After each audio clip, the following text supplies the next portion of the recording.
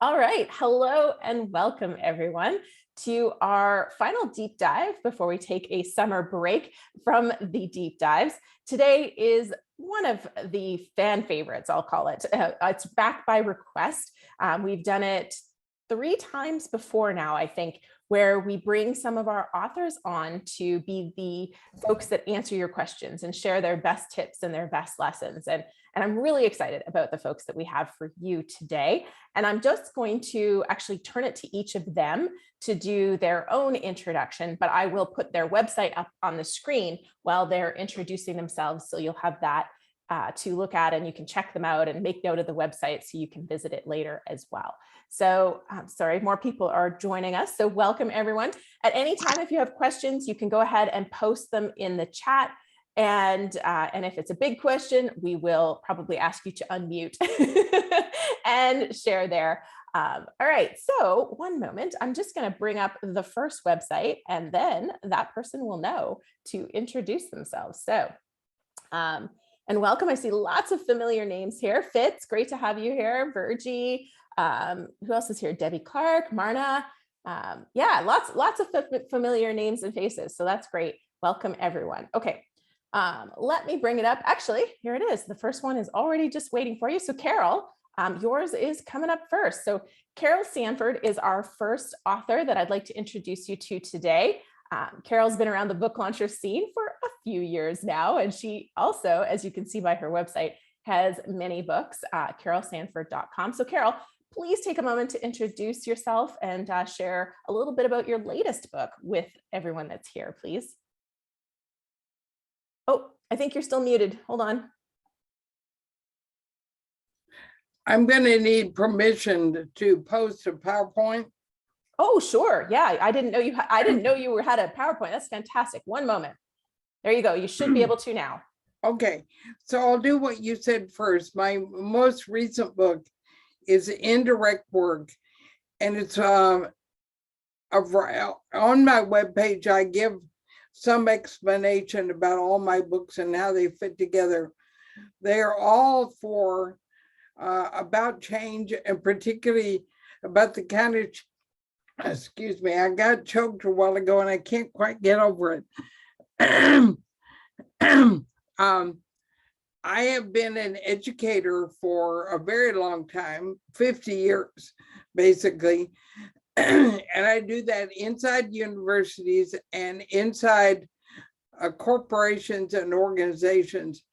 Indirect Work is a book that really talks about what underlies all of my other books, and particularly about how change works. That's pretty radically different than what anyone else says. It's based on my work with my indigenous Mohawk grandfather, with the study inside of lineage traditions around the world, and with quantum science. So that's what the current book is. Let me put up the PowerPoint. I thought there may be things that'll be easier for you to see and use if you can see them in writing. And one things I need to... Oh, sorry, Carol. Just one sec. So before I turn the PowerPoint over to you, I just want to introduce the other 3 folks here, and then I'll turn it over to you and let you run with it for a bit. Is that okay? Right. Yes, of course. Okay, fantastic. Thank you. So that's Carol. We also have Dan Fraser here. Are you able to see, is your website up there now, Dan? Did it switch over? Yeah, it sure is. Awesome. Welcome, Dan. Hey, good morning, everybody. Yeah, my name is Dan Fraser, and this is my book, Kick-Ass Presentations. I'm coming to the presentation space not through normal channels. So I was a police officer, retired about 2 years ago. And I spent a lot of time in our training academy and teaching, and that's really been one of my passions. And there's a great quote that I love from a guy named Roy Vaden, who said that we are most powerfully positioned to help the person that we once were. And so I essentially wrote the book that I wished I had when I was a full-time trainer, and just have a lot of good lessons in there that walks people through how to do this, because there's a lot of people who have to give presentations, just kind of like what's happening today. And if you're a professional of any type, at some point, somebody's going to tap you on the shoulder and say, hey, can you speak at this event? Can you talk to the new people? Can you deliver this presentation? And where do you begin? And so that is what my book addresses. I love it. Thanks, Dan. Thanks for being here. Becca, you are up next. Welcome. Awesome. Hello, folks. So I am the author of Harness Your Inner CEO, and that's my website. But I have been in the Fortune 500 sales space for a long time. I'm a sales executive in the tech industry. Yes, there's the book page. And my book is called Harness Your Inner CEO. And I wrote it really based upon pulling myself out of burnout. I know burnout's a really big topic right now. The tagline to the book is Rise into Passion, Prosperity, and Empowerment. But I really realized that me, along with so many other working professionals, are kind of in this like hamster wheel of life, and that there is a much bigger, supportive, amazing life out there if we shift our perspectives. And so Harness Your Inner CEO is how to do that. And I've had so much fun during the launch, and I'll talk more about that. But it's been a great experience, and I can't wait to share more. Fabulous. Thank you so much. And Odille, I see you too. So welcome, Odille. Hello, everyone. Lovely to be here. Thank you so much for having us, Julie.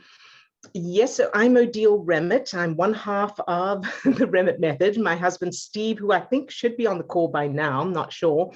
We are mindset coaches specializing in helping adults to change the negative childhood memories that are supporting limiting beliefs like I'm not good enough, and all based on neuroscience. So our new book, thanks to book launches, is Change What Happened to You, How to Use Neuroscience to Get the Life You Want by Changing Your Negative Childhood Memories. We are so excited to be working with book launches and very grateful that we came to them. So looking forward to sharing more later. Awesome. Thank you. And I do see Steve. Steve, do you want to say hello as well? I'll say hello, but I'm going to defer, I'm going to defer to Odille's gift, which is her accent and her beautiful way of putting everything. That's awesome. You've actually alluded to one of the things my team said, which is you have to ask Odille about narrating her audiobook, because everybody on my team says it is the most exquisite narration they've ever heard. So we'll definitely be talking audiobooks today as well. So welcome and thank you everyone for being here. I'm really excited. We have lots of great topics to ask all of these authors. But Carol is ready. She's prepared. She's got some great content. And one thing I did, and she's already put it up here, is I said to Carol, I said, one of the things I would love for you to share with everyone is how you are able to sell so many books in bulk. Carol does a lot of things really, really well, but I think this is one area that a lot of people have a lot of questions about. And we always share to people how to do it, but I think it's a great opportunity to hear from an author who is doing it really well and has done it in many different ways. So Carol, thank you. You're ready to take it away, I see. So I'll turn it over to you. Thanks, Julie. As I said to Julie, I don't give tips. I give my life experience and tell you why I did things, because I think it's dangerous to borrow other people's ideas unexamined with your own life experience. I'm going to tell you stories about me briefly here at the beginning so you can understand a bit of maybe how I have a door to do what I do. So I'm not a writer. I happen to be an author.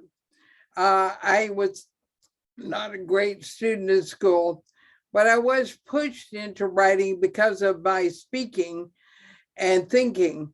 And I found a way to be able to take my great ideas and work with a writer who was already studying with me and had for several years and wanted to be with me in a deeper way. So 5 of my 6 books, I worked with a developmental editor in a lot of detail.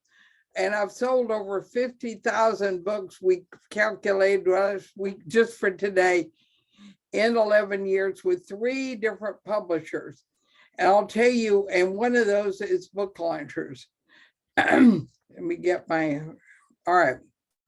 So let's start with publishers.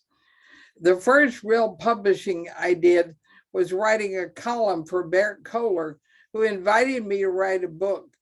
And I might have stayed with them because of several things they offer, which was a community of regular meetings 4 times a year, bringing authors together, learning and discovering. And of course, that was for me online. But they wanted, and many book people I talked to wanted me to write in a way that they described as, you have most of the answer in the title.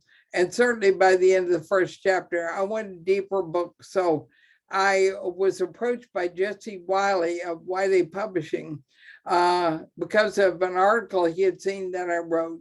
And I worked with them for quite a few years. I published 2 books with them. Both of those titles I requested to revert to me as author, and they did in 2 formats. And Book Launchers helped me get them up and running, and they're still selling well.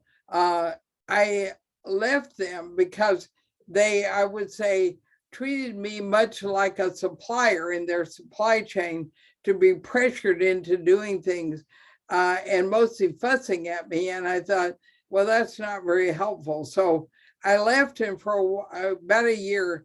I was trying to figure out whether I wanted to keep seeking to publish, since I was being encouraged to do so by a lot of people. I had met in that process a woman who behaved as an agent, a broker, even an editor, had her own small publishing company, but she knew people at Nicholas Brealey and suggested that they talk with me.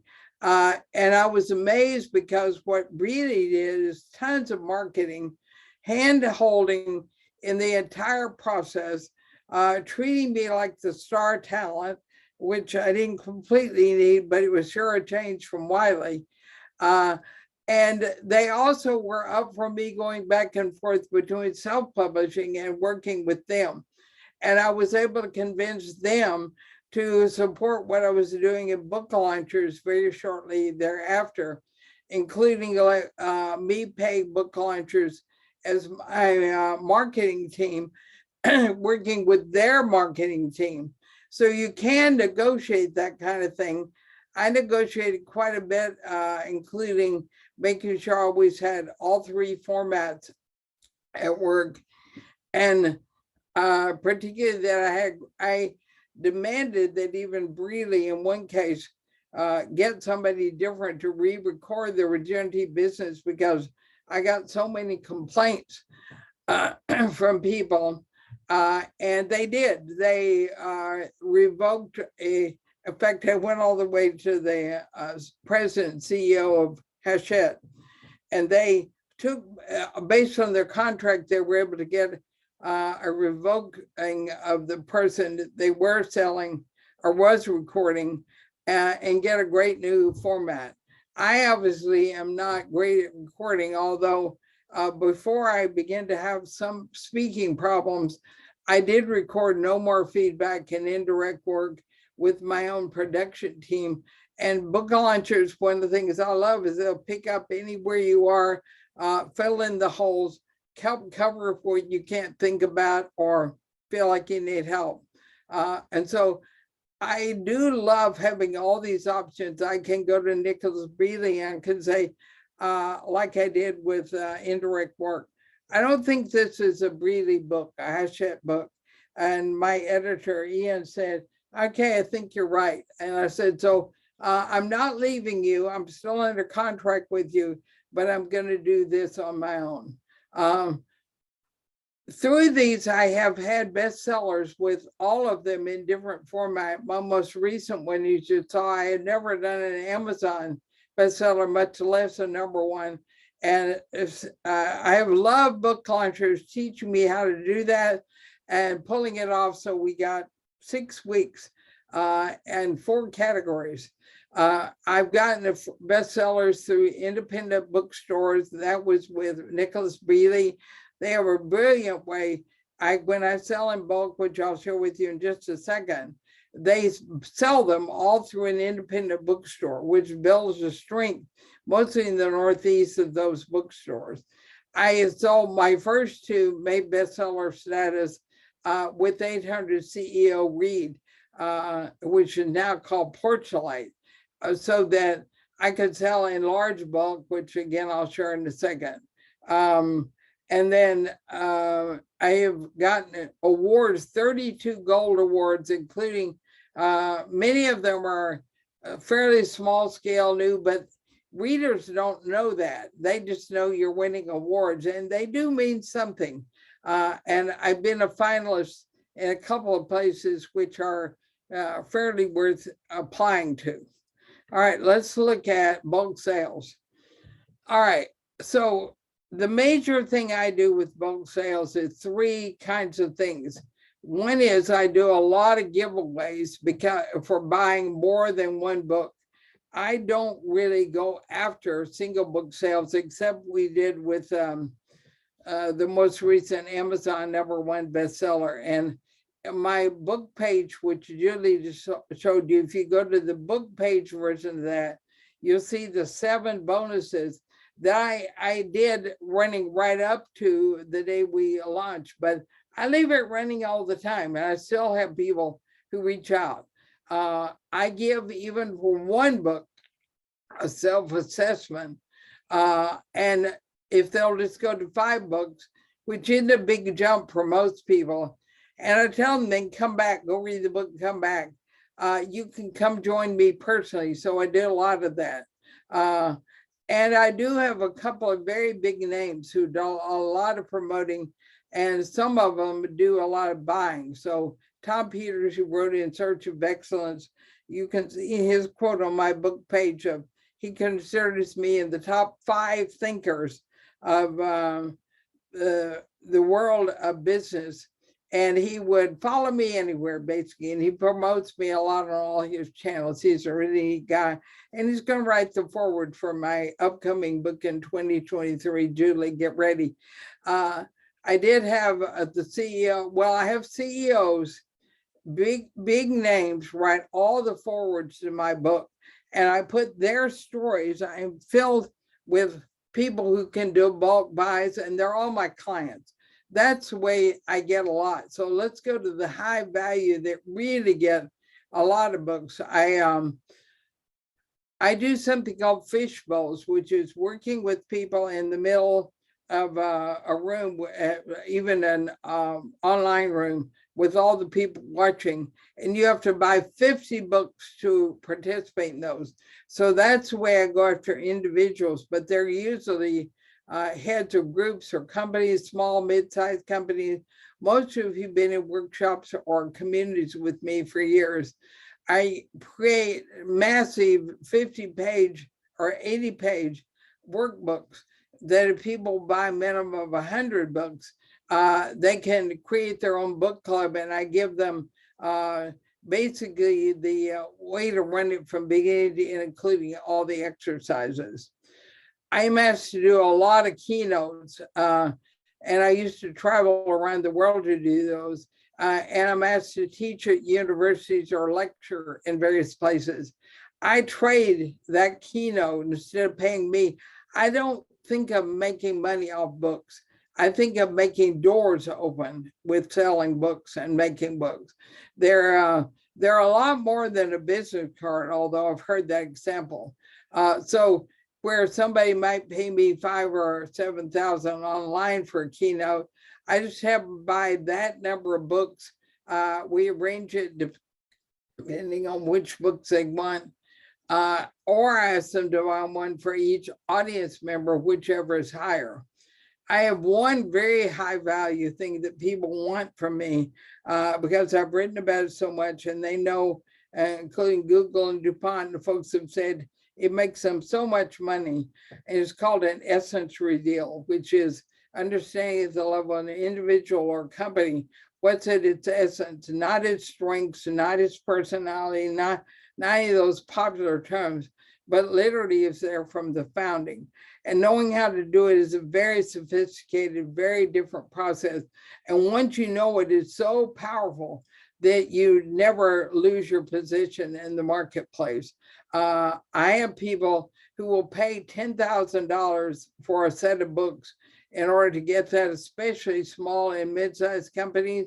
It's usually included in my contract with bigger folks, but I do have companies that just buy in huge lots up to $5,000, like Google has bought a copy and one of their EVPs wrote the foreword to book number 3. And then, of course, we have a story, his story in that case. And in one book, it's 60% women CEOs and people of color, and then men of color who are in the stories. And people buy those in very large lots. So I've sold well over 50,000 books. And it's probably more than that because people buy books because they know me, I'm their client, and they want something from me. And instead of charging them, I trade them. Universities where I teach, I trade to teach there. Instead of paying me, you spread my books. Now, that sells books because those people who buy it then recommend it to others. So my primary audiences are, I still do use social media. I publish a lot on Medium and a building in a way that I'm beginning to be paid for that, which is kind of nice. I have a fairly large newsletter following, and I promote all of these bulk sale ideas that you will see on my website. And every guest podcast I'm on, I drive them to that page. And I also give a special offer that they can do a drawing or whatever they want. I sell so many books in bulk because the senior executives I work with, I'm still working with all but one of them after 51 years. I'm still connected with every CEO, every EVP and head of a unit I've worked with. And the one is because he's deceased. So I build very long-term relationships that are adding value to their life personally and supporting what they're doing. I produce a podcast, a long-term, very controversial, contrarian podcast, because one of the reasons I get so many platforms is my voice, not the tone of it, but what I have to say is pretty disruptive. And being disruptive is a very good thing for people who want you on their stage, whether that's online or whether it's in person. I don't travel anymore, so now it's all online. So I really push people buying up to 25 books, but I've established these relationships where people say, let me know when your book gets out, we'll buy 5,000 for our company and we'll spread it. And then you get to come for free instead of charging us $10,000 or $12,000.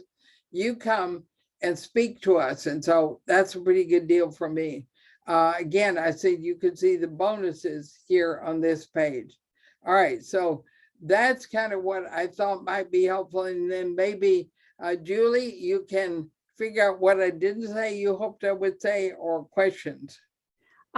Yeah, I only had one main question that I think, and if you can stop share, that would Trying to get my cursor there. And sorry, I just realized I still had Odille and Steve, or Steve actually, spotlighted on that. So sorry. You guys feel free to message me when I'm messing up here. I'm solo today. I don't have Angela helping me. Okay, so sorry, I'm just going to remove the spotlight from there. And so the only thing, Carol, that I wanted to ask was, how did you, I know Tom Peters is a great example.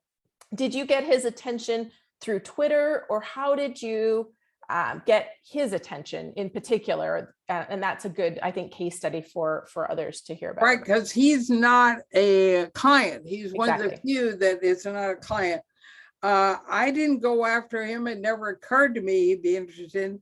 On Twitter, I noticed someone copied me on something, and I like Tom. I met him a very long time ago, and he was talking about my book, No More Feedback, which I did with book launchers. And it was so uplifting and demanding, and said it was answering questions forever from him. Now, let me tell you how I built him into a close colleague who's now supporting me, because he could have just continued to say and maybe retweet his one comment. But I asked my speakers agency if they would reach out, who I'm not with anymore. Nobody can tell me to speak. Nobody. After 20 different folks, but I can. Anyway, I said, would you try and get a quote from him? And he's apparently said yes immediately and sent back the one you see on my website. So I then started copying him, reading his materials, what he was doing, and commenting on him, including disagreeing and adding. I'm never your nice, friendly, here, I love you, I'll promote you because I want you to promote me. No, I won't do it without authenticity. And he later told me that was the only thing that got him to pay attention, as I was still trying to build his capability. He eventually ended up quoting me in his most recent book, and we ended up with a few phone conversations. And finally, I said, I think that my 7th book is going to give more answers to things you've been disturbed in. And he and I almost share a birthday in a number of years. I'm 80 years old, right? Shortly, and so is he. But because I could speak and clearly knew his work, wasn't chasing him, was respecting him, and he could tell I was creating a real live conversation that was about making the world and business better. He then started, now anything I tweet, he often retweets or asks a question. That's awesome. Thank you so much, Carol. Thank you for all the effort you put into sharing today. Everybody, there's lots of people saying thank you, thank you, thank you, thank you. And then there's one last question for you, and then we're going to move over to Dan. Megan says, when did you get started writing books? Well, only 20 years ago. I was 60 years old when I finally started writing, and my first one was published when I was 65, 15 years ago. Wonderful, thank you. And Brenda said, congratulations and happy birthday coming up. Thank you. Thank you, Carol. I really, really appreciate it. Dan, I didn't ask for a presentation, so no pressure if you didn't do one, we're okay. Awesome. So Dan, I wanted to kind of kick it off with you and first ask kind of your biggest lesson, or if you want to call it a tip, whatever it is, kind of the thing you want to share with everybody else that you've taken away from your journey in becoming an author. Wow, didn't anticipate that question. You know what? Let's start small. That's okay. It has been a journey, and one of my big takeaways is that you can't do this alone, or if you want to do it alone, it's going to be a lot more headache and probably a lot more time and money. I didn't know what I didn't know. I came to book launchers with a Word document. And as some of you may know, people have been asking me for like the 4 years that I've been writing this thing, hey, how's the book coming? And I felt like a fraud because I have literally a Word document that I add to every now and again, and didn't know the process. And so that was one of the big advantages to coming to book launchers, is they go, okay, here's our system. We plug you into our pipeline and away you go. And now I can talk about content editing versus fact checking and stuff. And I can sound like I know what I'm talking about. Well, my content editor, blah, blah. I just learned this stuff myself. So that's one of my biggest takeaways, is that you don't even know what you don't know, and get some help from people who have actually been there before and know what they're talking about, because there was so many steps. I thought, okay, you write a book and then somebody waves a magic wand and it ends up on the shelf of bookstores or on Amazon. And little did I know that there wasn't 5 steps in between. There's 50 or 500 steps in between that you want to do well and in the right order and in the right way. So that's probably my biggest takeaway from my book experience. That's fabulous. Thank you. And I think I haven't looked at our project plan for a while, because actually I stay out of all things detail, because if I get in there, I make a mess of things.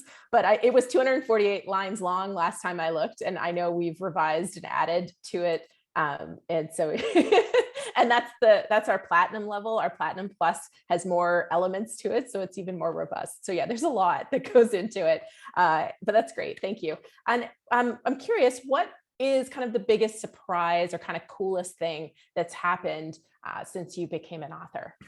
Yeah, the coolest thing for me is the amount of awesome feedback that I've got from people who I consider sort of my heroes. And this is one of the things that, of course, Nicole had me do is like, reach out to influencers and reach out to people who, it would be a dream for me to have, do a testimonial. And yeah, what they said was correct. If you reach out to 30 people, you're probably going to get 10 of those back.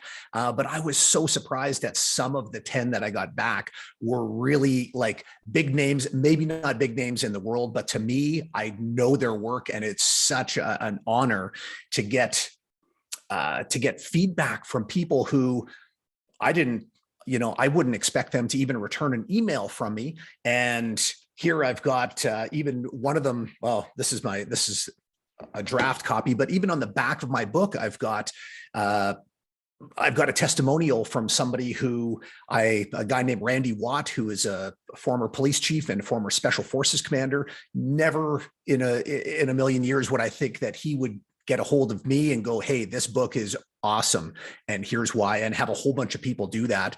That's been really surprising, and just constantly still surprising, where if I do a podcast or something, people get a hold of me and go, I read your book and it's awesome. And that fuels me for the next bit of this marathon that I'm on. That's great. Thank you. And if anybody has questions for Dan, you can go ahead and type them in, and I am watching. But of course, you're not getting away from all of us without giving some presentation tips. Yeah, for sure. It's whether you're doing virtual or not, so many people do presentations poorly. And this is part of the reason that I wrote this book, is that I've been that audience member just going, oh my God, are you serious? So there's some really basic stuff out there that if you follow this, it doesn't take much to shine. And the first is treating your slides, if you're using slides, like a document, right? It's very easy to go, where are we getting this content from? There's a bit from a policy manual, a bit from this. I'll just cut and paste. The next thing we know, we've got a slide full of bullet points and words. And probably the number one thing that audiences hate is when you read off the slides. And if your slides are full of text, it's just begging you to turn and look at that screen and start doing PowerPoint karaoke. And here's the thing, audiences can either listen or they can read. And when you put words on a screen, people just automatically start reading. So they have to now switch back and forth to what you're saying and what they're reading. And really, you are the presentation, not what's on your slides. So you need to know exactly what's up there, have, just some images, some stuff that reinforces your point, but that's glanceable, that people can look up there, kind of like driving down the road, looking at a road sign and going, I see that. I see where we're going. And now back to their eyes on the road, which means their eyes on you as the presenter. If people did that alone, that would be awesome. One of the things that it's a trap that we all fall into is that PowerPoint. And it's probably the same for all of the other presentation software. They're begging you to be terrible. Like when you open a new PowerPoint, what does it have? It says click to add title and then click to add text. When you click to add title, first of all, this slide is not for you. It's for your audience. They don't want a title of here's the subject that I'm talking about. They want your takeaway message. So that's what you need to be focusing on. And then it asks you to fill it with bullet points. It doesn't ask for pictures or anything else. And so it's so easy to be lured into, oh, well, this must be what I need to do. And we start typing and filling it out. And the next thing we know, we've got a document on there. And if people just stopped doing that, if they just went, what's my message here? What do I want people to think, feel, know, or do off of this slide? you can put some words, put your takeaway message on there, but have a nice image that backs it up. And just by that alone, it'll stop you from reading off the slides and turns it more into a conversation, because you're not talking to a group of people, you're having a conversation with a whole bunch of individuals. That's fantastic. Lots of people are loving loving your comments and your tips, and the PowerPoint karaoke got some good responses. There was a great question that I want to ask for Megan. It said, I'm sure you had a lot of topics you could have covered given your life experiences. How or why did you choose this topic? Again, this is something that was important to me. And when I left my full-time training job in the academy, I was there for 6 years doing nothing but teaching.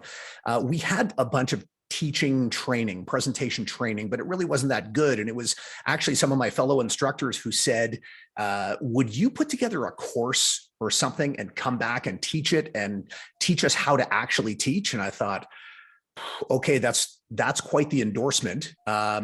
Obviously I'm doing something right. And some of the things I know I'm doing right, and other things I'm probably doing right and I don't even realize. So yeah, and it kind of sent my life on this journey where about a decade ago, I started taking a deep dive into what makes a good presentation. And I was able to put together a workshop. I was actually able to go back and deliver that. And that's just been enhanced and enhanced. And then I had a good friend who's an author who said, you got to put this into a book.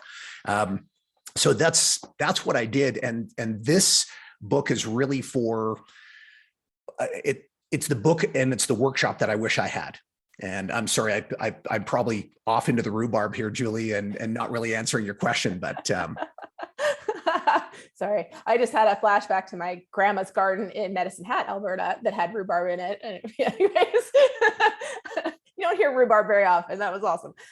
Okay, that's okay. I do want to talk, if it's okay, I didn't ask your permission about this in advance, but I'd love to talk about the evolution of your title, subtitle, and your cover design, because the reason I bring it up is because it's one of my favorites. I show it off. I always make sure when I'm at conferences, I've got a couple of copies of your book and they're sitting here and here, because I find that there's a handful of our book covers, not to brag, but I think they're extraordinary. I love our book covers and people gravitate to them, but yours I find is incredibly eye-catching. I'm going to bring up your website because it will show it. But yeah, if anything you want to say, because I didn't ask your permission in advance to talk about this process. No, not at all. I think it's really important. And I like that there's no assumptions made by your team that, we're going to necessarily keep anything. And so I came with the term kick-ass presentations that I've been using for a while. That alone, I thought was sort of a little disruptive, a little attention grabbing. And then for the subtitle, I forget what I even had as my sort of working subtitle for a while. And what I didn't realize was all of the work that goes into identifying the keywords that are in this book so that this is going to be searchable and it's going to come up on Amazon. It's going to be part of search algorithms and stuff. So it's not just about having a subtitle that sounds good to you. And there was a lot of back and forth with your team and massaging what the title should be and stuff. And even, should we call it Wow Audiences with PowerPoint or Wow Audiences with Slides? Because we don't want to speak directly to, one type of software, even though that's the most prolific one. And just that kind of stuff we came up with. Let's just take PowerPoint and slides. That way we're covering both of those things. And really I'm so pleased with how the title selection process went. And then even the cover, I said, I want something colorful. I really like blue and I would like something to stand out. And other than that, I didn't have a whole lot of, stuff that I really wanted. I liked the idea of like light or smoke or something with lots of color in it. And this was one of the iterations that they came back with. And that was such a fun process to go through and for me to go to sort of my people on my end of things who have been helping me with my book all the way along to go, what do you guys think? 1, 2, or 3 and why and stuff, and go back and forth. And, even though I was feeling impatient and you just want that cover done, I was so glad that with how it turned out. And I'm so glad that it's one that you even get to use as a positive example. That's awesome. Thank you. So if anybody has questions for Dan now or later, you're welcome to post them, and I will. Oh, and there's one question, and then I'm going to turn. Oh, and thank you, Virgie. Virgie said book launchers covers are the best. Thank you, Cassie. Cassie is our genius designer behind the scenes, who is either working on all the covers or all the covers go through her before anybody sees them if somebody else works on them. So yeah, we're very grateful to Cassie and all her work. The question for Dan was, what are your tips for authentically connecting with influencers? And then we're going to go to Becca next, just so she's ready.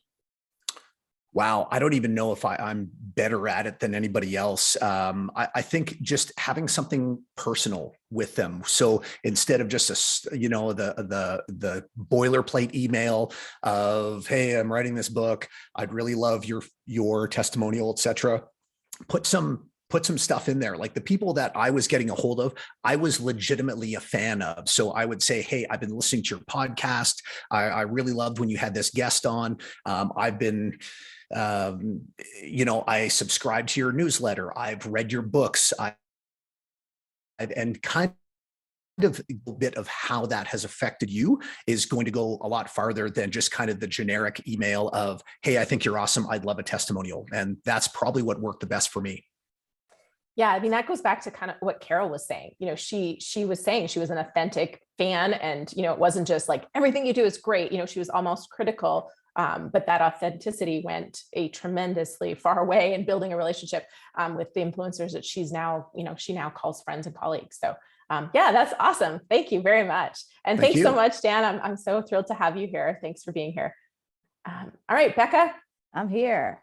Switch the spotlight to you this time. I'm getting the hang of it. Here we go. All right. So my first question is the same. So now now everybody else knows what's coming. Dan got hit with it. So what would you say is kind of the biggest lesson or the thing that you think is the most important thing to share with anybody else here working on books? Start marketing now.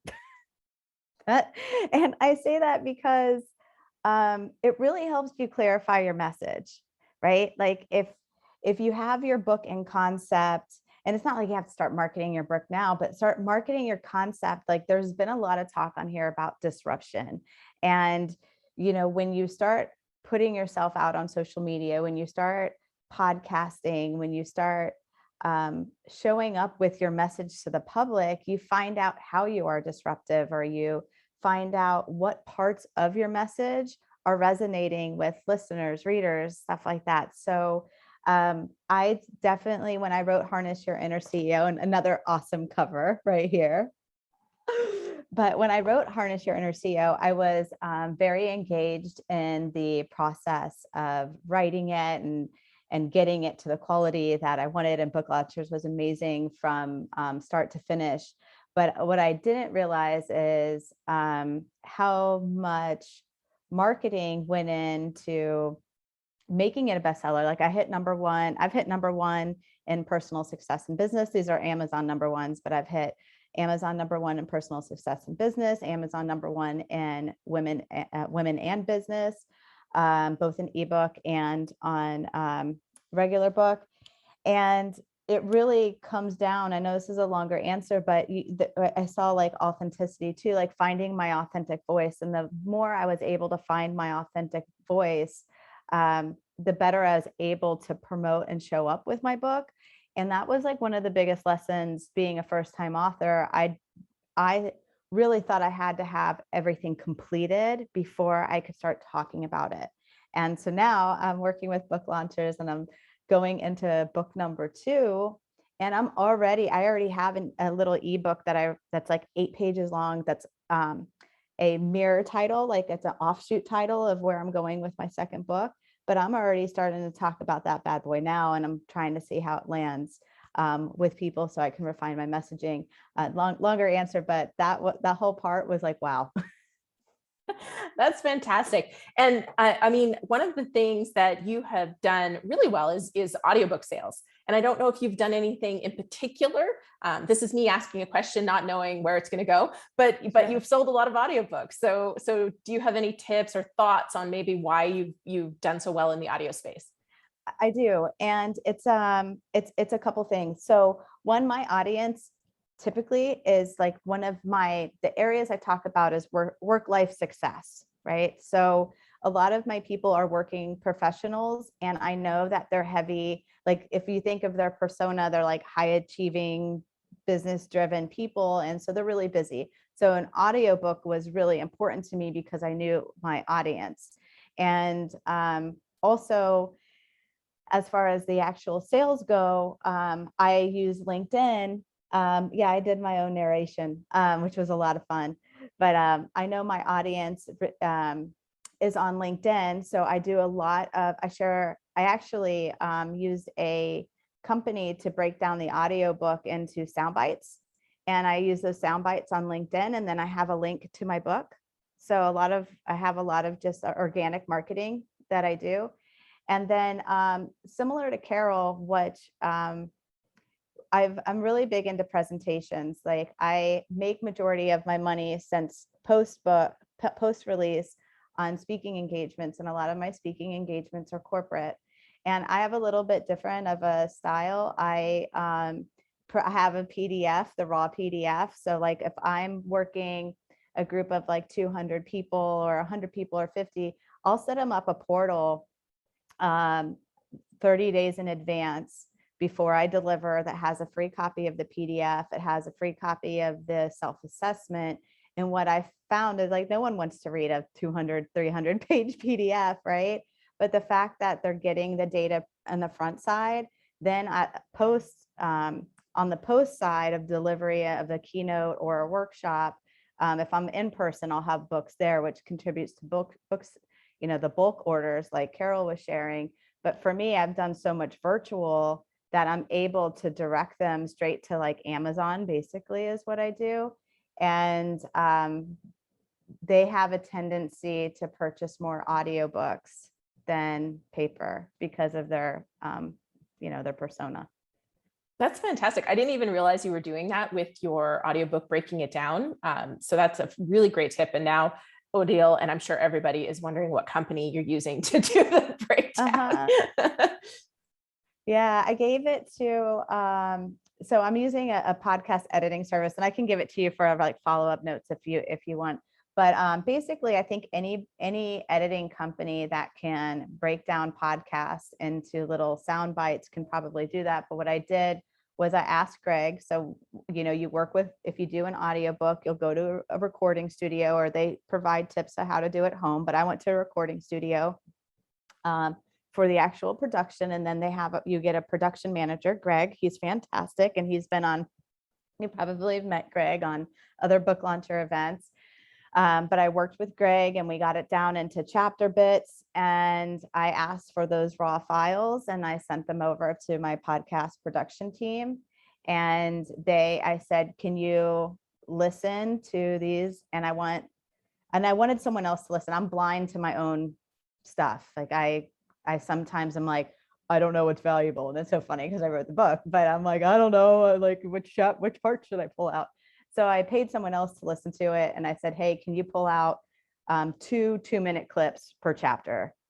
And they did that. And so now, like, if you follow me on social media, I'm starting a new run of them that haven't been released before. And so I have a run of 15 that are every Monday, I'll be sharing a new one. So next 15 weeks of content will be audio. Fantastic. Well, make sure you drop your social links in the chat, because I'm sure there are folks here who are going to want to follow along. That's great. And I had 2 other questions for you, but I'll go back to the question I asked Dan too, which is kind of what's been the best thing that's happened or the biggest surprise since your book came out? The biggest surprise is how much it's resonating with people. I think, I like to share, like, yes, I've gotten booked. Like I had someone reach out to me. I'm keynoting for a summit. So my keynote fees are ranging anywhere from $5,000 to $8,000 right now, which is really important to know, because as you invest in this process, it's an investment, and you might think, man, if I only sell 500 books, which maybe if I sell 5,000, whatever that number is, you're like, am I going to make my money back? For me, I've made it tenfold because I'm speaking and I'm putting myself out there and building my business that way. But what I think has been the most awesome for me is changing lives. I mean, that's why I went vulnerable. That's why I shared my story. And I got a message on LinkedIn about, it's probably about 6 weeks ago now, but a woman who read my book was getting poorly treated at work and felt stuck, like she wouldn't be able to move forward. And she read my book. She came back in contact with her worth and her value. And she said, hey, I just quit I was interviewing. I just got a job offer. I almost doubled my income. And I just told my old boss to go F himself. Like, not so, that's what she said to me, but she's like, I didn't really do that in real life, but like, I quit my job and I got a new one making almost double. And like, it made me cry because I was like, okay, yes, I'm having all this fiscal success and I'm getting the speaking opportunities, and I love self-expression. So it's the lifestyle and second career that I want to have, but it's changing lives. I love that story. Thank you for sharing. That's fantastic. Yeah, and I mean, somebody asked me the other day, like my why behind book launchers. And I was like, there's two whys. Like for me, there's the why of helping everybody have impact and create these books. So you actually made me a little teary. But also, like, for me, it's also the other side of that is the why is I wanted to create a company that people actually want to work at this company. And it was awesome because the other day in one of our meetings, I was telling Sarah that she had to take a day off because we're going to the American Library Association, and we're going to work over the weekend.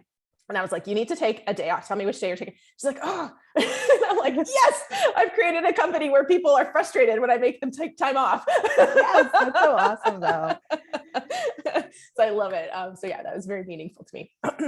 Okay, the last question I want to ask you is, and I'll preface this with saying also, I haven't prepared you necessarily for this, but with this new book, you have started a different process.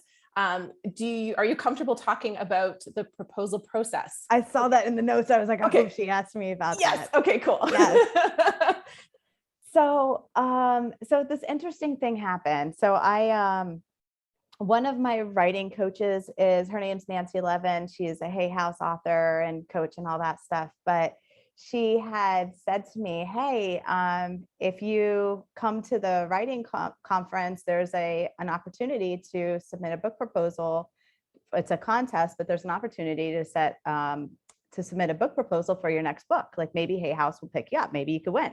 She's like, you have a book out, it's doing good in sales and you have a good message. So let's just see. And I was like, well, I'm going to write it anyway. So then I reached out to Julie and I was like, this might sound a little odd, but it's still editing and book process nonetheless. I was like, would you guys help me write a book proposal? Like I have the general framework, but I need it to be edited. I want it to be professional.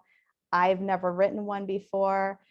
And Julie's answer was like, yeah, we'll help you with whatever you need. And I was just like, this is why I love book launchers too. It's like and Julie, just to compliment you and your team, I feel like they're my team. Like I feel like they're my team. And I have an operations manager, Lene, and like we reach out to Nicole, like we're all one team. We laugh together. We have a great time. So I wasn't surprised to hear Julie say yes, but I was just like, of course she said yes, this is so great. And so then I got partnered with Dan, with somebody inside Book Launchers to work my proposal. And it came out absolutely stunning.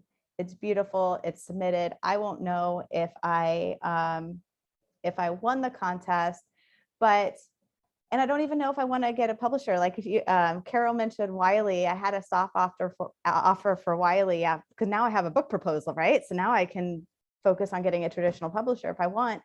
But they wanted so much of my rights and so much of my royalties that I might not even go that route. But now that I've done a professional book proposal with Book Launchers, I'm much more clearer on all the actions that I need to take. So if I decide to stay self-published, because that's the best choice for me right now, I feel like I'm going to have a really, really, really, really successful launch. So Julie, I don't know if you want to ask me any more questions, but that's where my brain went with that one.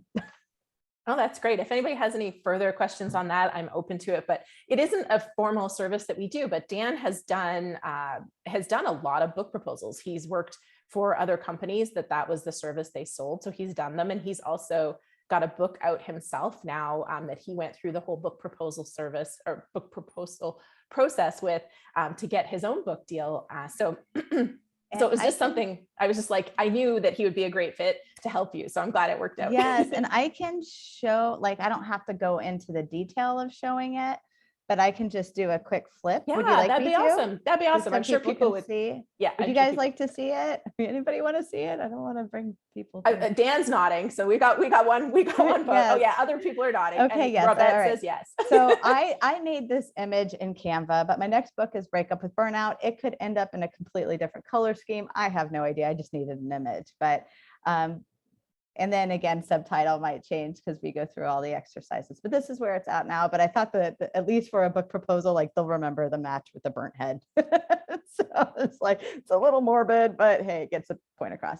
But like, look how pretty this is. It's absolutely gorgeous. That's my cover letter, but the overview, I mean, it was like writing a book. Like it has all the margins, the opening about the author. We threw in images and survey data, and now this is getting in. I'm going to keep flying through, but you talk about your platform. You'll go through this if you write your own book, but I had to get really in front of it if you're trying to get traditionally published. And so most of my bulk orders and money come from my speaking engagements because I'm highly networked in corporations. So we put that first because my social media is probably like the smallest. I'm at like 2,500.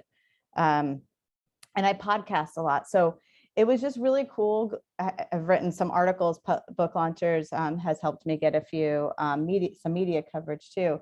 But in all, again, I'm just kind of going through this. We arrange things in the orders that promote me the best. And then we go into like, this is, I'll be working, whether I get traditionally published or not, I will be remaining a Book Launchers customer, and I will be doing the all the post-production with Book Launchers. So this is some of the plan. And then we get into the actual book. So I had to write the outline, which you're familiar with if you've been through the process, sample chapters, all that stuff. But all in all, that's what the end product ended up looking like. Awesome. Thank you for sharing and being so transparent. I really, really appreciate it. And I'm sure everyone here appreciates it as well. Megan says, it sounds like you already had an established business. What contributed to your choices to select Book Launchers to work with? Oh, good question. Good question, because I actually didn't have an established business. I established everything in flight. I built the plane in movement. So that's why I was saying, like, in hindsight, like, what did I learn? I learned that I should have been a little bit more in front of some of that stuff. But I still work full time too. So I worked full time and just kind of, I let them lead me. I think is if you are in the process, Julie, I had to throw that in. Oh, thank you. I let them be the experts. I have a business background. I've been in business sales for 20 years, but I've never been in book production and I've never done book sales. And I think the one thing that I can say is what made me successful is I listened, and I didn't have a big ego in it. There are some things that I was like, no, I need to stay true to this. But Julie, as you know, from the team, I mean, I was like, whatever you guys say, I'll do. That's awesome. Thank you. And there is a correlation. I mean, there is a correlation to people who come in and, they stay true to who they are, because we make suggestions, right? And ultimately our authors are the CEO of the book, which you did a brilliant job of being the CEO of your book and kind of making those final decisions, because we're not in it with you like every day. But at the same time, we're going to give you ideas. And so some of those ideas are going to fit and some aren't. But the authors who fight us, they often find themselves struggling at the end. But the authors that are like, okay, yeah, no, there's something here. Let's work with this. And they kind of like Dan said, like we went back and forth on subtitles. It wasn't like we handed them 5 subtitles and said, one of these subtitles is your final subtitle. It was like, hey, here's the 5 subtitles that we think are the best out of what we came up with. How does this feel? And it is a collaboration and a team. And I just love how you explained it, because that's where I see the people having the biggest success, is when they collaborate and we're part of the team. And so that's awesome. Thank you so much. All right. So, okay, one more question, and then we're going to turn it over to Odille. Did you come with a Word document book already, like Dan Fraser? I did. Yes, I did. Awesome. Yeah. So you went into content editing, right? Yeah. Yep. Okay. Perfect. Thank you. All right. So Odille, if you guys have questions for anyone, I think Carol had to leave, but if you have questions for Dan, Becca, or Odille as we're going through, you are welcome to ask them, and I will bring it back to them after we hear from Odille. So let me bring the spotlight over to you. And thank you, Becca. I really, really appreciate all that you shared. All right, Odille, now you know the surprise question. So what is kind of the big thing you want authors to know, the big lesson, however you want to word it, your best tip? I'll turn that over to you for that one. Yes, of course. It's been wonderful listening to the others, by the way. I've learned so much. So I think the biggest thing for us was just how much is involved. So I had self-published a couple of other books before, but I had literally just, what takes so long? You just write it and self-publish it on Amazon. And so when we, with this one, we did want to do it more professionally, and I was just going to hire a professional editor. And that's all, because I thought, well, that's all we need. And then, of course, when I found book launches, so our book is a completely different level to what it would have been. There is so much more in it. And the benefit of that is that the reader is getting so much more. So it's not just, it's a better book. It's that the information that's crucial for people to really get the best out of the information in it is just so much more, and so much more accessible to people as well. So we worked, when we arrived at book launches, we had a manuscript, but we opted to work with the coach as well first before it went to editing. So our coach was Dan. I think it was Dan. I can't remember now, but anyway, whoever it was, he was amazing. He was, again, it was a different book already from that process. And then of course, through the editing and that. So it's worth taking the time. Fantastic. Yeah. Thank you so much. A lot of people, I think, are surprised. I get this a lot, actually. It's a conversation I have often, because they're like, okay, my book is written. And it'll be June, and they'll go, okay, I want to launch it in September. And I'll just smile and I'll say, okay.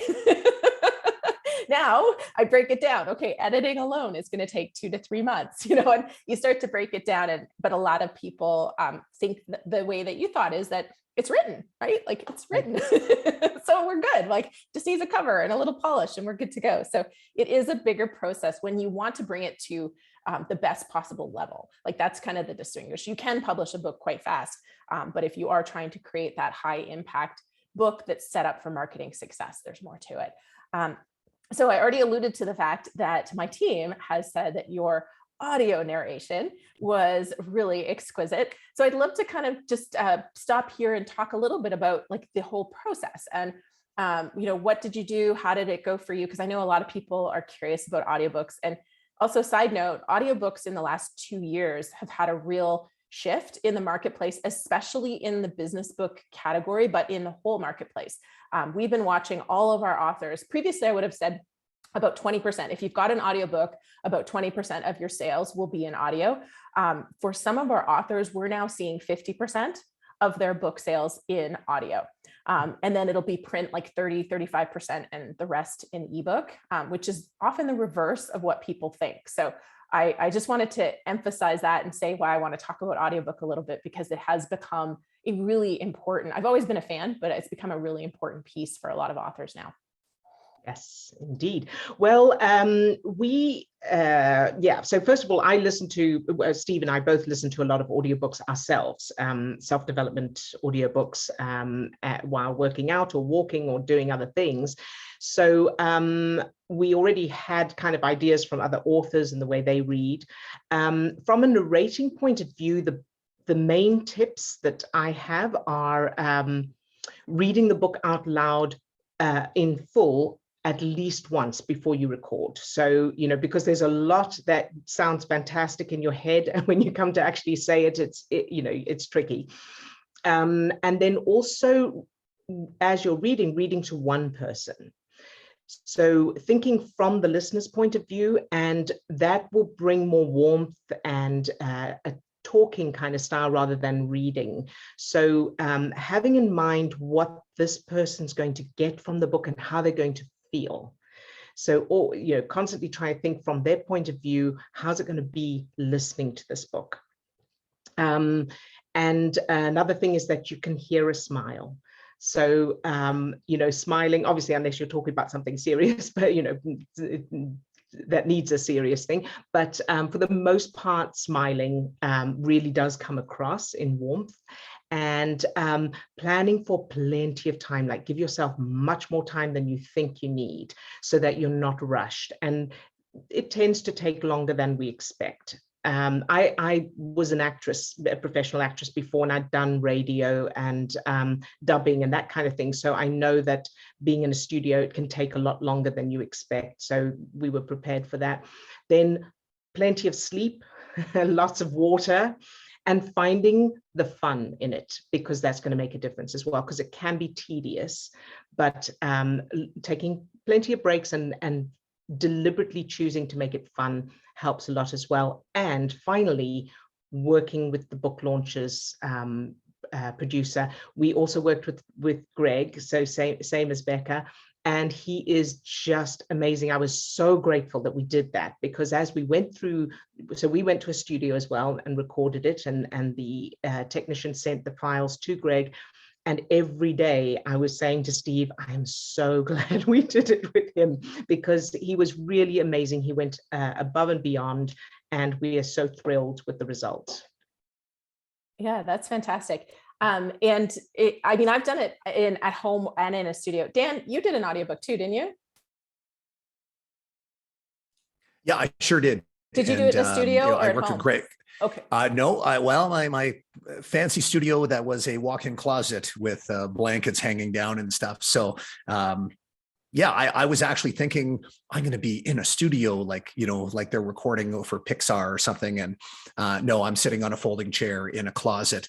But it actually turned out to be very handy, because with COVID protocols and all this kind of stuff, it was just super easy to just do a couple hours and then step out and do something else and go back. And then when those, you know, when Greg comes back with these little pickups that, oh, you just need to you flub this word or you mispronounce this. I didn't need to go back to a studio. I could just literally sit down at home, redo it, and have it back to him right away, which was great. Yeah, that's awesome. Thank you. And I've done it both ways. I've done it at home and I've done it in a studio. I prefer the studio because I found kind of just taking on what you just said, having the engineer sitting in the studio, he was the person I was, you know, entertaining or speaking to, versus when I was at home alone, I got flat more because I was just trying to get it done. And it was just, I found having a human there a little bit easier. It was also faster. Doing it myself was slower, but the convenience, like, you really can't beat the convenience of it. And I was able to do 2 or 3 hour sessions at home, versus when I was in the studio, I went 6 hour. I think I did a 7 hour, and a 4 hour or something like that. It was something gross. Like, I don't recommend you do that. It was unpleasant, but I did love the studio experience. So yeah. See if anybody had any questions. How do we enlist Greg's services? Well, Greg isn't exclusive to book launchers, but he does primarily work with book launchers. We send him enough of our fabulous clients that he's pretty darn busy. He is our audiobook. He goes through initially, and tell me if he did this with you. He might not have, Odille, but does he go through and kind of make voice, like have you record something and then give you feedback after? Yes, he did. Yes. So Steve and I each read a section and sent it to him, and he gave us notes on feedback and notes and that, which was fantastic. Wonderful. Thank you. And so I've just forgotten the other question. Oh, yes. So where did I? With social Sorry. media. Yes, thank you, please. I was like, I know I'm looking at my notes going, it's not there, but I know I had something else for you. Thank you. That's fine. So I've got sort of 3 sections, 2 tips in each one. On a practical level, so practical tools that I use that make it, excuse me, so much easier, because I never used to be consistent, and now I'm very consistent, and it's made all the difference. So the first thing I use is a thing called Post Planner. There's lots of different options for that. I just happen to use it's postplanner.com if anyone wants it. It's a scheduling system. So what I do is on a Monday morning, I schedule all my posts for the week so that it's all done in one go, which means I'm in the right mindset at the time and I'm not constantly sort of trying to think of things to do.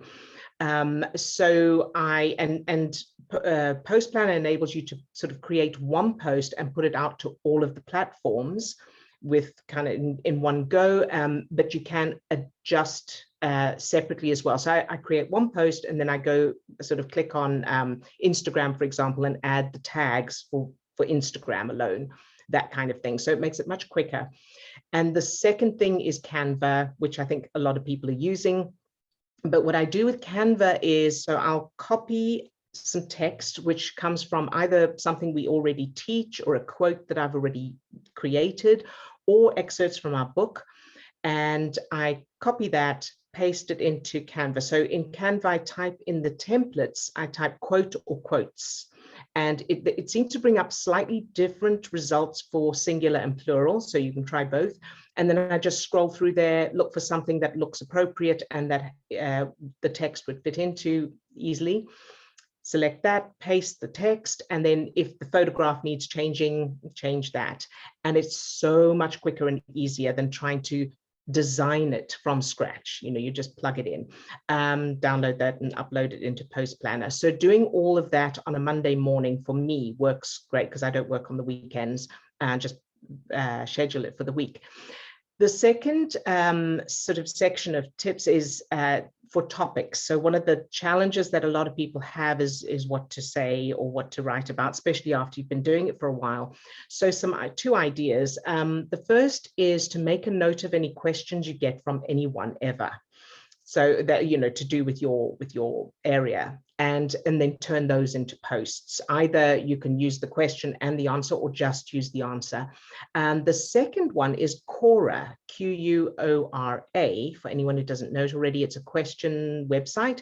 If you go to Quora and search for questions in your field, and you'll find things that people are already asking. And then you can answer those questions on Quora and make them into posts as well. And sometimes you can get several posts out of your answer to one person's question. And then the third piece is, and this, I would say, these are the key foundational pieces to all of that determine whether those things work. And that's the mindset and the voice. So first of all, doing whatever it takes to get into a feel-good state first, before you sit down and do any social media.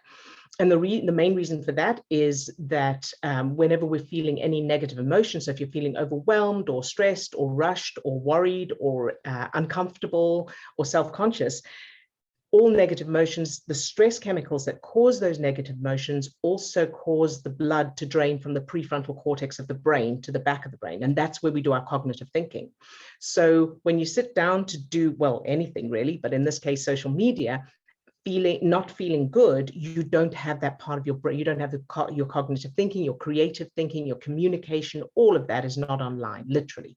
So doing what it takes to feel good. So that means just, listening to, it doesn't take long. So listening to some music that you love, thinking of 5 things to be grateful for, doing a walk, listening to an uplifting audiobook, watching some of Julie's videos on YouTube, because those will always make you feel good.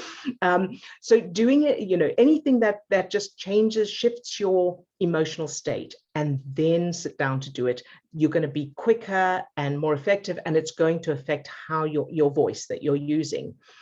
And then the second thing, like with the narration, speaking to just one person. And so before you start creating your post, thinking about one person out there, just one, who needs to hear what you have to say. So what do they need to hear from you? What can you share? And very importantly, imagine how they'll feel when they see it.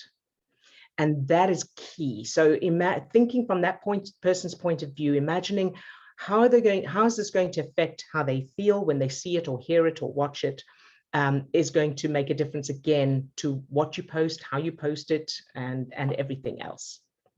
So I hope that's helpful. That's great. I don't think I've actually heard that tip in all of the social media tips I've ever heard. I don't think I've ever heard anybody ever say, get in a good mood before you get ready to post on social media. I love that. It's a huge difference. Yes, indeed. It's kind of, I do before I shoot the videos, I always do silly things. And that's, and then I kind of shut down. Angela was laughing because she had to watch, I did a big course for the entrepreneur organization. And she was watching the green screen stuff to help me create a workbook. And she said it was the funniest thing because it's like, I joke around and then it's like, I kind of shut down and then I wait until it's time to go. And then I like turn on, right? But it's like energetically, I'm conserving my energy. So I get in the right mood. And then I'm like, just waiting, conserving my energy. And then it's like the lights comes on and she was laughing. She goes, I had no idea that's what behind the scenes look like. But I kind of unconsciously do what you're saying. Exactly. Yeah. And it shows. I mean, not the shutting down bit. I mean, the good mood. It absolutely shows. It comes across. It's so uplifting and wonderful to watch. It doesn't even matter what the topic is, really. It's just feel good watching you. Yeah. That's great. Thank you so much. Okay. Last thing for you is kind of the biggest surprise, or what's kind of the coolest thing that's happened since you became an author? Well, an author for another time. Yes. So far, I think the best thing about having this book out is the feedback. We've had amazing feedback. So we've got some wonderful reviews out, which is lovely, but also the private feedback. So from people who are a bit shyer or, haven't got around to doing a review, just the amazing insight that has come across that we hadn't been able to do any other way other than in a deep dive book. And so there's that. And this and second thing is that our reason for doing the book is to reach more people, to get this information out to more people, which is happening, including we got our first few, I think 3 or 4 one-to-one clients who found us directly. There's a spider coming down from the ceiling, sorry, who found us directly from the book. So the one guy contacted us to book one-to-one sessions because he had listened to the audiobook and then bought the print version.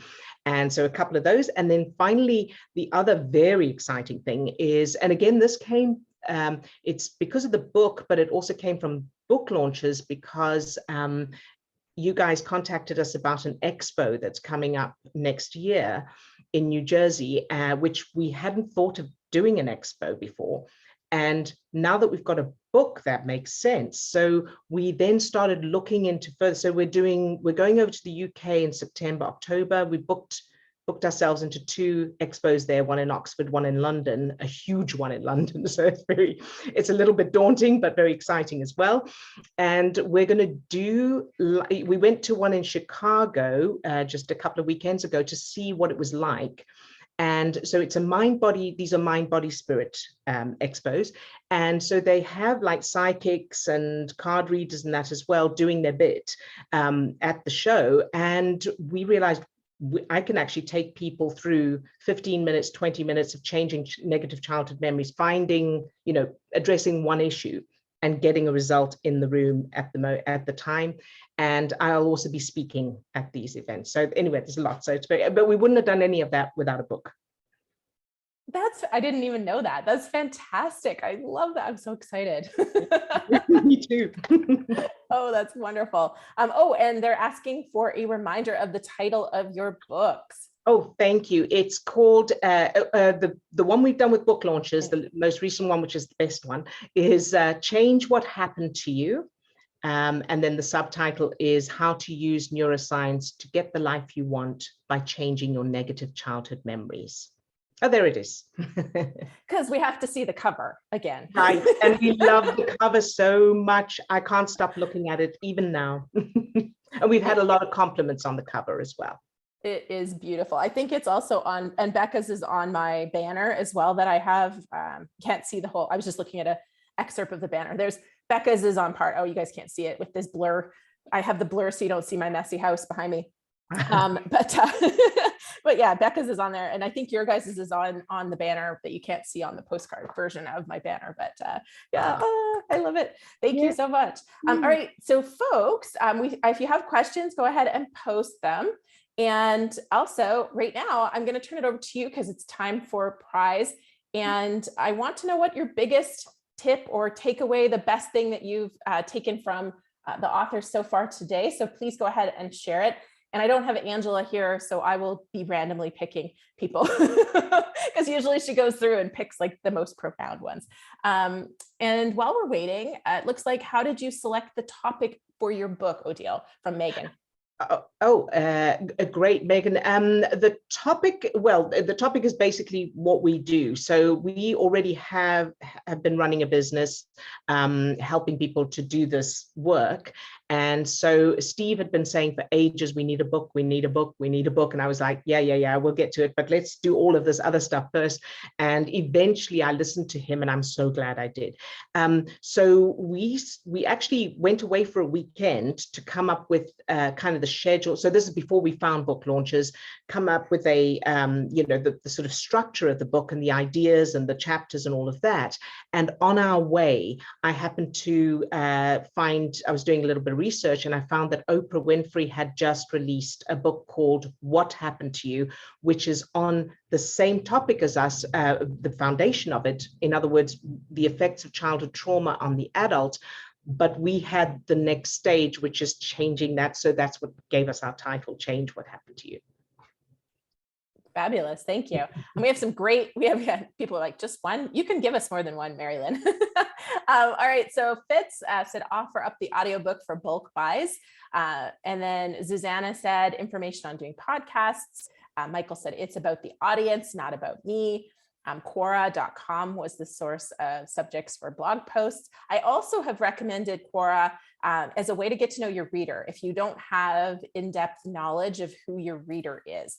Because again, I'm always advocating for people to go deeper than, my reader is women between the ages of 30 and 50. I'm always like, okay, let's find the problem that you need to solve. Let's get to know them a little bit more. What's got them awake at night? Those kind of things. And Quora actually is a great source for seeing what people are thinking about. The authors reiterated that it's important to trust the process. Yes, absolutely. Thanks, Victoria. Rachel said, you can hear a smile, and she's getting ready to record. So, and using a service to schedule posts. Efren said, being disruptive resonates and it's okay. That'll be important for you, Efren, with your book. Robette, hopefully I'm saying that right. How you need to watch your mood before you record for audio, change your emotions. You can hear a smile. So many good tips. If you don't have all the answers, not to be defensive, if you don't have all the answers before contacting book launchers. Another one for Quora, great tips. Thanks to all the authors. Jill, I didn't know you were here. Great to have you here. The best tip for me was to use the post planner to organize the social media posts. Let's see, Jolene said the best tip was to get in a good mood. We got that. Oh, that's so good. Quora, another one for Quora, the information on bulk buys. You guys, this is awesome. So many great tips. All right, so I'm just gonna go back up. Fitz was the first tip to come in. So Fitz, you're my first prize winner because I have to go random here without Angela. And then I'm gonna go the fifth one after that. So let's see, one, two, hold on. 1, 2, 3. Brenda would be 3. Victoria's 4. And Rachel, you're 5. So what you guys need to do is email team@booklaunchers, which is how you will get to Angela, and let them know your mailing address and your prizes today. If you would like any of the books that have been talked about today, we will be giving those away. So to remind you, they are actually, can you guys do me a favor and type in the title of your book? So, and I'll type in at Carol's because I know she's not here anymore. Indirect work from Carol. All right. So anybody else have any other questions for these authors? Any questions in general about the process? Because they can probably answer and I can always supplement if necessary. I mean, this was fantastic. I learned a lot from you guys today, which was really fun. I really, really appreciate it. And while I'm waiting, I think, Dan, I'll go back to you if it's okay. So inside of your book, what is kind of the number one lesson that you think, or your favorite lesson that you want people to take away from your book? No pressure. Wow. I like throwing you on the spot. Yeah, no pressure. Number one, master your content. Know what you're talking about so that you know it better than anybody else in the audience, so that when you get up there, you don't need to be thinking about, what am I going to say next? Oh my God, what's on the next slide? Because when you do that, now you're taking up so much of your mind, you can't think about eye contact and body language and what am I doing with my hands and all these other things. So that's probably my biggest one is master your content. Yeah. Sorry, hold on. That's awesome. Thanks, Dan. And Becca, same question over to you. All right. Can you repeat the question so it goes right into my brain? Your favorite tip or the biggest tip or the most important takeaway you want people to take from your book? You know, I kind of building off Dan, I think that it's, well, for my book specific, it's that you can be both a working professional and a good mom or a good parent. Like there's this space where success and happiness can coexist. And that's the biggest tip from my book, but it took me I wanted to feed off what Dan said, is it took me a while to get very clear on that through line. And then once I did, it became a lot easier to talk about it.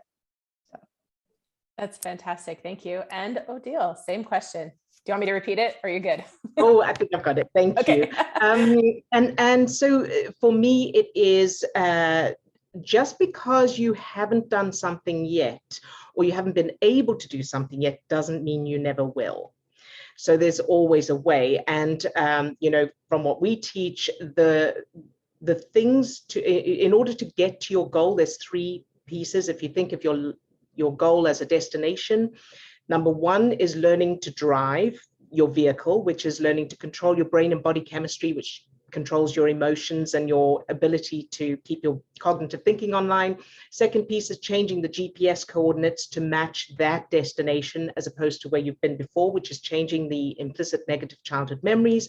And the third one is staying on the road, which is being able to keep driving through those storms instead of pulling over, getting out of the car and buying into the storm as an end destination. That's great. Thank you. And Efren, I saw your question and I'm going to bring up Carol's website. It might be defined a little bit further. Efren was asking, what is an essence reveal? And if you go, and this is a good page for people to check out anyways, because it shows how she sells in bulk. So you can go down below, down here. If you click on her book, indirect, oh, that took me there. Hold on. She has a bulk chart here somewhere. Maybe if I go here, there we go. This is how she breaks down all of the options. And like she said, she basically drives people to buy in bulk. And it says essence reveal here, but it doesn't define it. It's a mystery. I'm not actually 100% sure what the essence reveal is, Efren. It's something to do, it's for businesses. I mean, everything she does is for businesses. I suspect it has something to do with the corporate culture, but that's just a guess. So sorry, we didn't ask that when she was here. Anybody else have questions? Let's see. Oh, Arun, if you would like to post a link to your book in the chat, you are more than welcome to go ahead and post a link to your book. I know it's a very important subject that, and I'm glad to see it's doing so well. So thanks for being here, and you're welcome to post a link so people can check it out.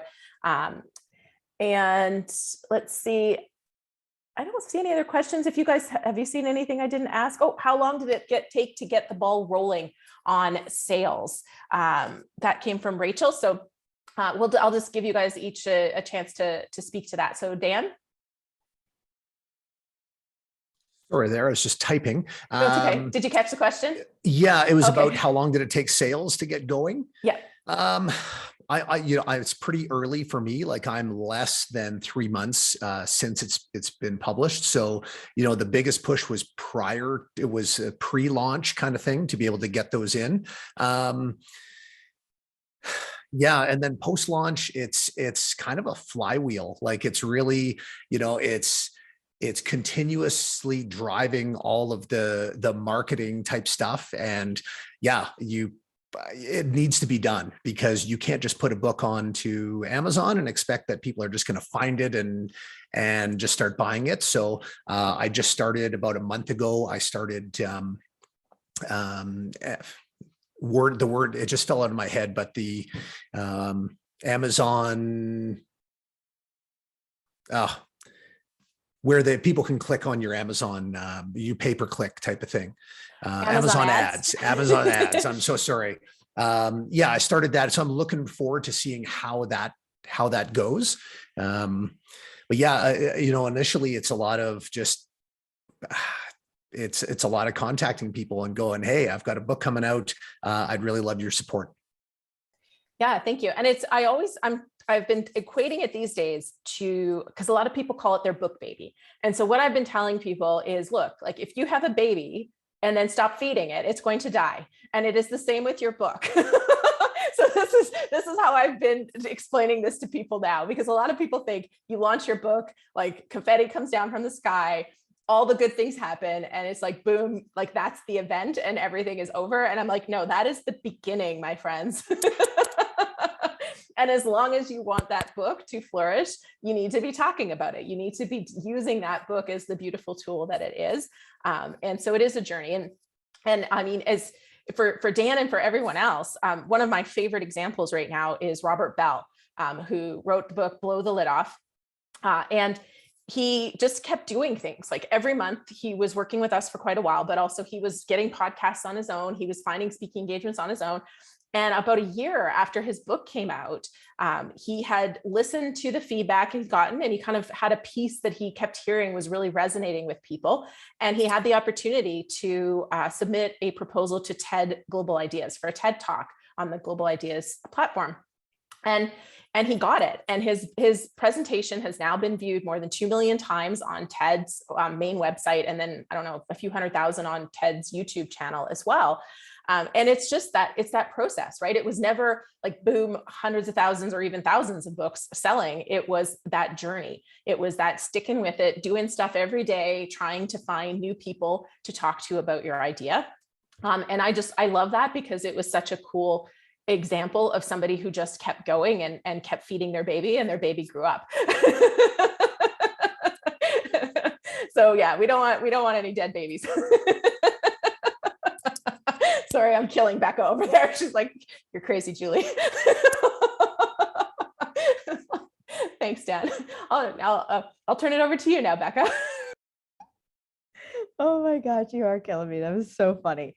All right. So for me, when did the sales begin? As soon as launch started, I could say, like, when I went into, like, I did a 90-day campaign up, and so we just started really gearing everyone up that, hey, we're going to get ready for pre-sale. And we did start the pre-sale list, but I would say that, like, 2 weeks before the actual launch, me and my team went into, like, high gear, and we're like, it's out, here we go, buy now. And I had created a Facebook group that only had like a couple hundred people in it, but we literally messaged each person, every single person.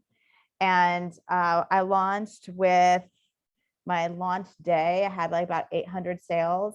And then, to Julie's point, and it was my 90-day promotion. So I did Amazon exclusive for Kindle. And on the 90-day, we did a 5-day free. And we kind of got everyone really excited, like, at least on social media, like, oh my gosh, this is coming.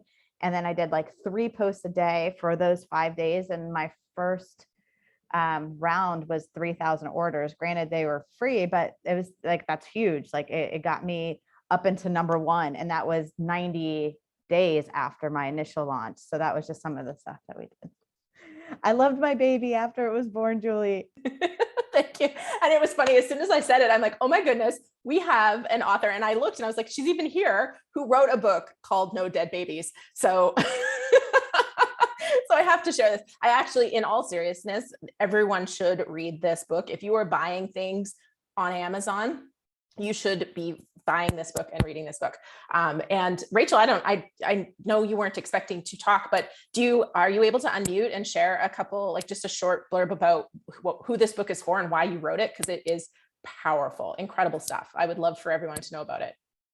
Yeah, absolutely. And I'm not sure if video will work because I haven't restarted my computer recently. It's okay. We can hear you. So that's the good news.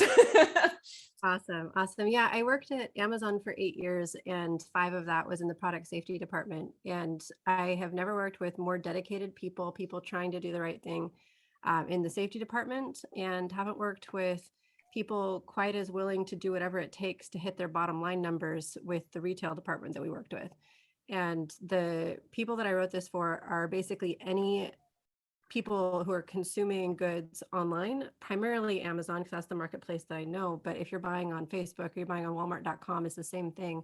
The way these companies set up their agreements with the sellers who are on the marketplace is that Amazon, Walmart, Facebook, whatever, they're all indemnified by the sellers. So you can't sue them. At least you couldn't sue Amazon until last year. And so there really hasn't been any sort of lawsuit activity around this. So the sellers are able to sell whatever they want. So if you are buying something from AliExpress and it's literally going to break and kill your child, you can sell it. I've dealt with so many situations where it was either clients or when I was actually at Amazon where people were skirting the rules, breaking the rules deliberately, maybe on accident, and the people who end up getting hurt are the customers. And so that's the reason why I wrote the book, is to get the word out there. You can't rely on a large corporation whose purpose is to maximize shareholder value to protect your kids. You have to do it. Awesome. Thank you so much. And I'm glad you're here. Yeah, it was kind of funny and inadvertent advertisement. As soon as I said it, I'm like, wait a minute, that's not my phrase. That belongs to one of our book titles. So, and it's just fun that you happen to be here. So thank you so much for sharing. Because yeah, that is a book we want everyone to read, because the stories that you've experienced are startling. Awesome. And now, Odille, back to you about the sales question. So how long did it take to get sales going? Kind of what are you doing to get momentum? Well, it took no time at all, because thanks to book launches, we were well prepared. So we had a lot of, we had a huge influx of orders before we launched.